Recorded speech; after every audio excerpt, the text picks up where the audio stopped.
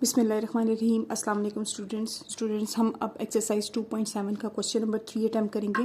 Question number 3 में हमें जो इक्वेशंस दी हुई हैं वो है x minus y is equal to 7 and 2 over x minus 5 over y is equal to 2। अब ये भी साइमल्टेनियस इक्वेशंस हैं, ठीक है। अब इसको हमने इक्वेशन नंबर 1 कह दिया, इसको इक्वेशन नंबर 2 कह दिया। तो ये जो इक्वेशन नंबर 2 है इसको पहले सिंप्लीफाई करना है, क्योंकि x और y जो है वो डिनोमिनेटर में आ रहा है। इसको हम सिंप्लीफाई करने के लिए क्या करेंगे कि देखिए डिनोमिनेटर में x भी है, डिनोमिनेटर में y भी है। तो अगर हम इस होल इक्वेशन को x और y से मल्टीप्लाई कर दें तो ये वाला x भी कैंसिल हो जाएगा, ये वाला y भी कैंसिल हो जाएगा, या फिर इनका हम एलसीएम ले लें। मैं यहाँ पे मल्टीप्लाई करूँगी, multiply with x and y। तो ये देखिए x y से पूरी इक्वेशन को मल्टीप्लाई किया, ये वाली वैल्यू भी मल्टीप्लाई होगी, एक्स वाई के साथ ये वाली वैल्यू भी मल्टीप्लाई होगी और एक्स वाई के साथ ये वाली वैल्यू भी मल्टीप्लाई होगी। तो ये एक्स एक्स कैंसिल हो जाएगा, ये 2y माइनस ये वाई वाई कैंसिल हो जाएगा, 5x is equal to 2xy है, ठीक है। आपने इस तरह से करें या फिर आप इन दोनों का एलसीएम ले लें।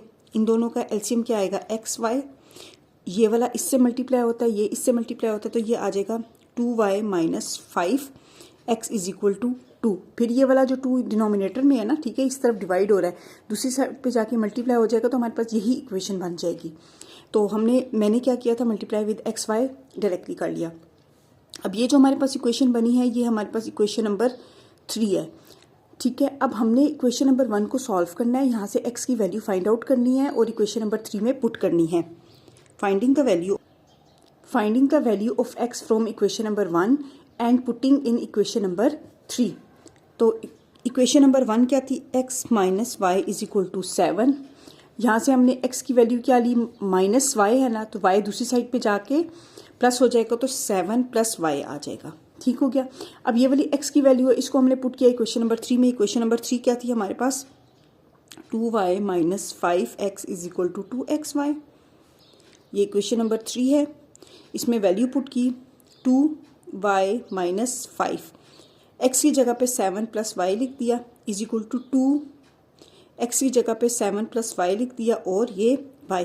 अब ये जो इक्वेशन हमारे पास बनी है ये हमारे पास इक्वेशन बनेगी in a variable y, 2y minus, अब ये माइनस है ना तो अंदर वाली तमाम वैल्यूज़ का साइन प्लस हो जाएगा, तो 5 7 are 35 minus 5y is equal to, अब ये 2 और y है, ठीक है। 2y मल्टीप्लाई होगा 7 के साथ, तो 7 2 आर 14, 14y आ जाएगा, प्लस 2y मल्टीप्लाई होगा y के साथ, तो ये 2y स्क्वेयर आ जाएगा, ठीक हो गया। यहाँ पे आ जाएगा हमारे पास माइनस 35 माइनस 3y, माइनस 5 में से 2y प्लस किए तो माइनस 3y आ गया।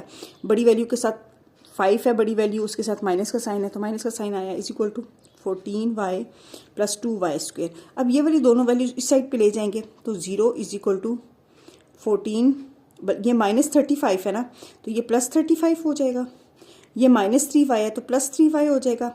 इसके साथ आगे प्लस का साइन है, कोई साइन ना लिखा हो तो प्लस का साइन होता है और बाकी वैल्यूज एज इट इज़। तो हमारे पास ये सिंप्लीफाई होके आ जाएगा, पहले 35 है प्लस 3y में 14y प्लस किया तो 17y आ गया और 2y स्क्वेयर आ गया। हमने इनको अरेंज करके लिख दिया। इसको फिर हम ऐसे भी लिख सकते हैं 0, ठीक है, which is quadratic equation in variable y, which is quadratic equation in variable y, ठीक है। यहाँ पे y यूज हो रहा है, तो हमने अब इसको फैक्टराइज करना है, फैक्टराइजिंग द इक्वेशन। इस इक्वेशन को फैक्टराइज करने के लिए हम क्या करेंगे, 2y स्क्वेयर और प्लस 35 एज इट इज रहेगा, दरमियान वाली 17y है, इसके 2 पार्ट्स कर देंगे, ठीक है। तो जो टू पार्ट्स करेंगे, पहले का साइन प्लस आएगा और प्लस प्लस प्लस दूसरी वैल्यू का साइन भी प्लस होगा। अब हमारे पास प्लस करने से 17 आए, मल्टीप्लाई करने से 35 2 आर 70 आए।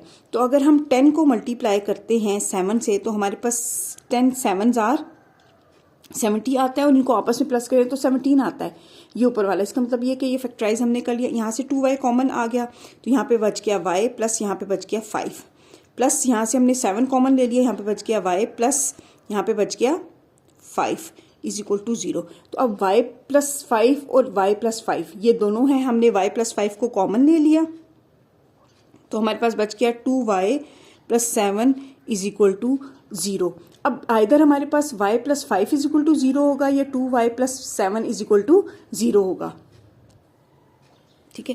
तो यहाँ से हमारे पास y की वैल्यू आ जाएगी -5 और यहाँ से हमारे पास y की वैल्यू आ जाएगी, ये +7 है तो दूसरी साइड पे जाके -7 हो जाएगा, और ये 2 मल्टीप्लाई हो रहा है तो दूसरी साइड पे जाके डिवाइड हो जाएगा। तो ये y इज इक्वल टू -5 और y इज इक्वल टू -7/2 हमारे पास दो वैल्यूज आ गई हैं।